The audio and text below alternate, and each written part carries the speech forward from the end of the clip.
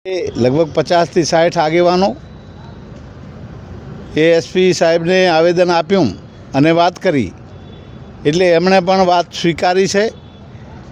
કે અમે તમારા રાધનપુર સાંતલપુર સમી શંખેશ્વર હારી સુધી જે ડીવાયએસપી કક્ષાના રેન્જના અધિકારીની 4 અમે ટીમો બનાવીને દરેક તાલુકે અમે મૂકીને જે આ ખરેખર દારૂનું દૂષણ છે એને અમે 100% નાથવાનું કામ કરીશું, નાબૂદ કરવાનું કામ કરીશું। પણ સાથે સાથે તમે કે અમાને સહકાર આપો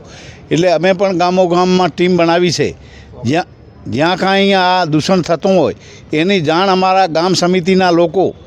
દરેક આ વિસ્તારમાં ગામ સમિતિઓ બની છે એ સમિતિઓ દ્વારા પણ દારૂની જે છે એની એ શોધખોળ કરીને એ પોલીસને જાણ કરશે જેથી કરીને આ બધી કાયમના માટે નાબૂદ થાય અને દારૂનું દૂષણ નાબૂદ થાય એના માટે આ બધા આગેવાનો તમામ યુવાનો આગેવાનો બીજી સમાજના આગેવાનો પણ આવ્યા છે કારણ કે આ ખૂબ જ જરૂરી છે। અને આ બધા જાણો છો કે ઓગળ વિસ્તારમાં જ્યારે બંધારણ ઠાકોર સમાજનું બન્યું એ 3 જિલ્લા એટલે ઉત્તર ગુજરાતનું આખું બંધારણ બન્યું ત્યારથી આ ઠાકોર સમાજ ગામડે ગામડે જાગૃત થઈ ગયો છે